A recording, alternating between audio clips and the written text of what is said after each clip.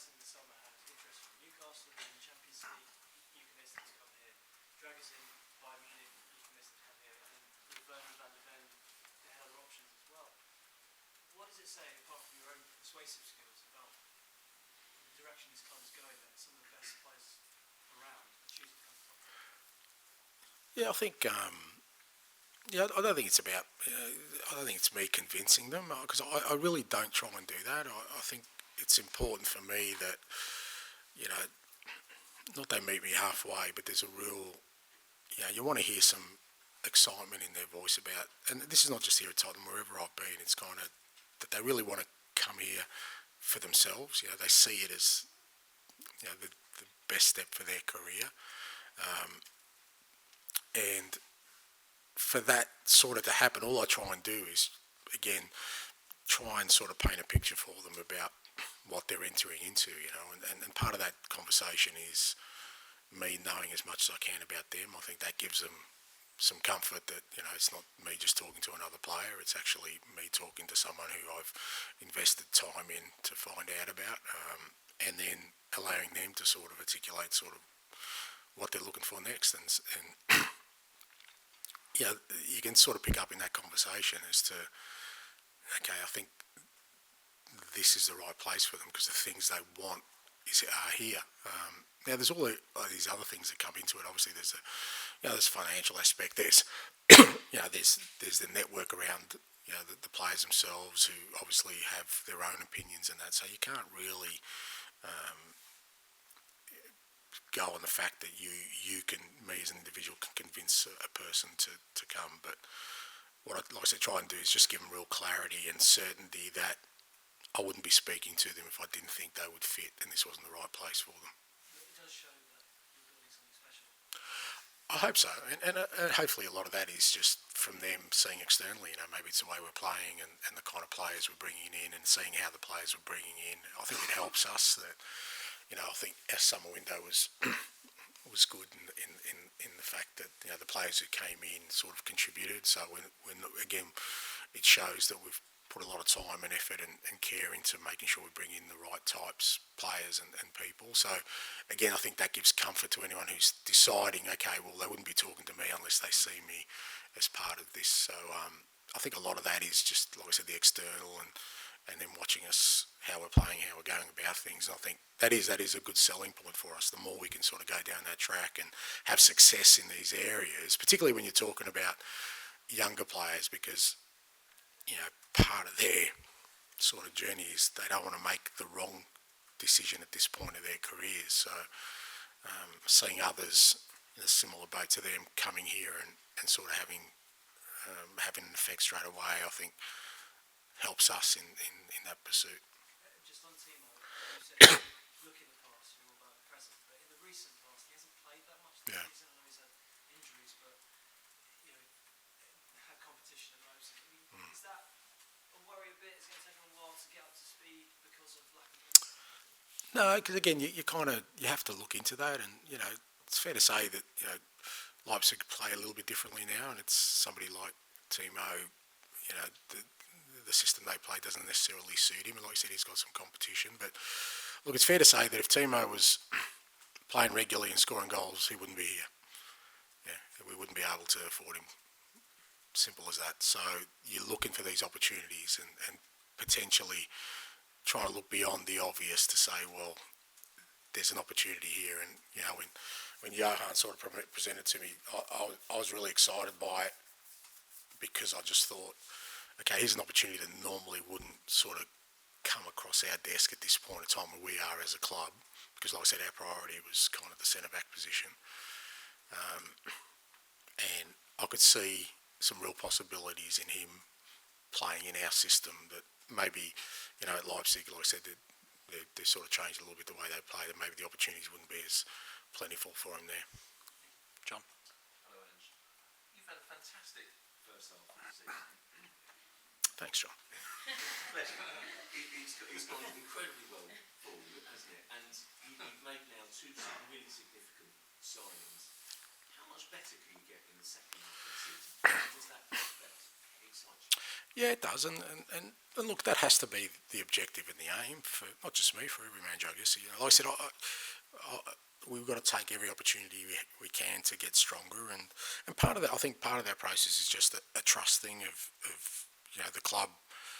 They've obviously invested in me, and you can only gain that trust over a period of time and after doing certain things. And I think the club itself probably got a lot of comfort from our summer window in that we got our business right there. So when you're going into this window and you're saying you want to work quickly, there's a little bit of a leap of faith there that the club has to have in me and what I'm doing. And I think our first half of the year's helped that, and hopefully that just keeps accelerating, because then that allows me then to work, hopefully accelerate our progress as a club and to get us to where I want to. But again, all things being equal, we've had pretty rotten luck with injuries, because they haven't just been hamstrings. We've had a couple of knee injuries, a couple of Bentoncourt, Maddison ankle injuries. So we've had suspensions, which are our own fault. So all these kind of things that we've had to overcome, you kind of hope if we do get a smoother run with the additions we've made, we certainly feel like we could finish the season stronger than we started. And you're right in the mix, aren't you, for where you are on the table? You're obviously still in the FA Cup. I suppose you don't want to put any limits on what you can achieve.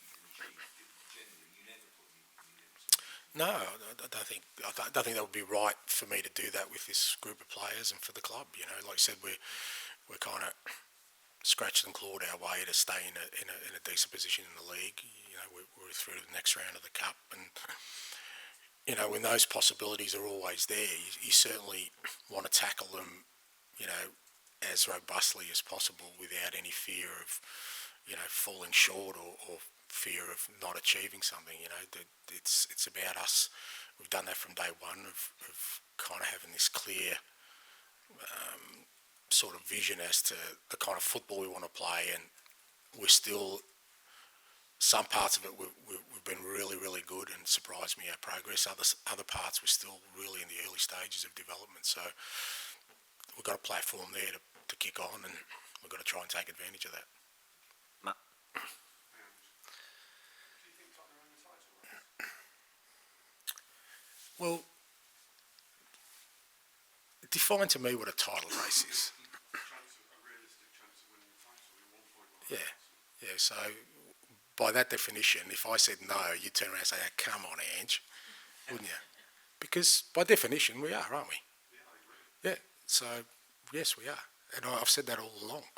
That until the point where you're not, why would you even discount the possibility? So, like I said, we're kind of gone through a really tough period, but we've been hanging in there. We had a sort of, four games. I think the results obviously went against us, but we kind of clawed our way back. We've had a little setback. We're still in there. I think our performances for the most part have been pretty consistent. But again, all of that is meaningless unless we finish the season, back half the year stronger than we did the first, and that's what we've got to do. And do you think the fact that you are at this moment in a title race has influenced being able to work quickly in the January window? Because if you didn't, maybe the motivation from the club isn't quite the same to do it as quickly. Or it could work the other way, where they go, you know what, it's not working, we need to give him some players. So sometimes it works against you. We've not done that here traditionally. Well, you don't know that. You don't know that. So it can work against you sometimes, that actually he's doing all right, he doesn't need any players. So I kind of, again, I don't think that's the relevant point. I think it's more of, like I said, a matter of faith and trust to say, okay, because every time you bring a player in or you make a transfer, there's an investment there. It's not limitless. We're not, it doesn't matter how big the club is. And I think, most clubs feel more secure in doing it if they have faith and trust in the person who's making those decisions. And these are my decisions. I take responsibility for the transfer. So I think that's where we've been able to move quickly, because, like I said, everyone's been really aligned, everyone at the club, as to what our objectives were. And there didn't need to be many discussions around, who the aim was, the player, and there didn't need to be too many discussions around whether we needed to look at other options. It was, okay, this is what we want. Let's go and try and make it happen. If it didn't happen, it didn't happen. But I think that's what's helped us move fairly quickly. Can you give us an idea of when you think Maddison might be here? Look, he's getting close. He hasn't trained with the group yet. We've obviously got for Man U game a 2-week spell, so I'd be hoping that between the sort of the two Manchester games, he's back training with the first team, provides no setbacks in that sort of 2-week window. Okay. Any others before we? Yeah.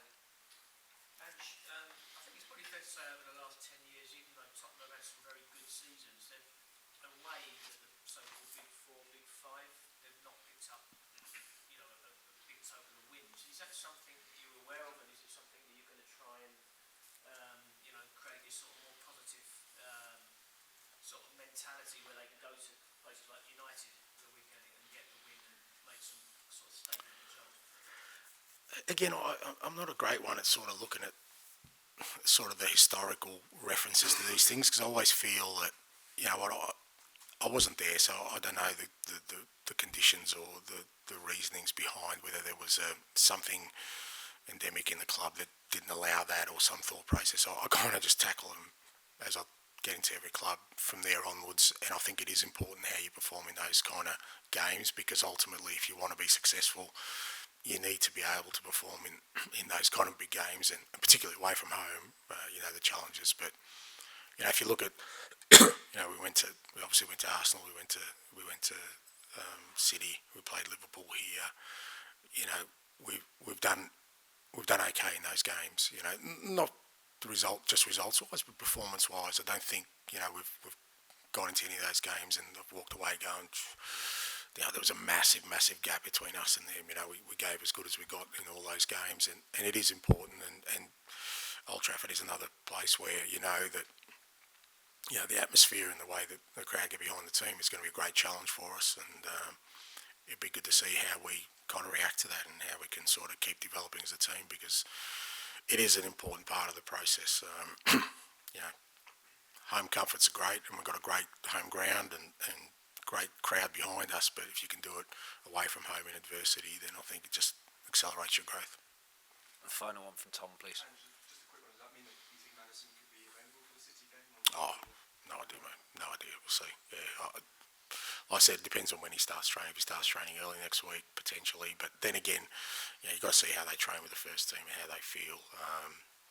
But I think we've got 3 games in that week after the Man City game. So I'd have to say that he should be, him and sort of Manor Solomon are kind of the next two that should be fairly close after that, provided there's no setbacks.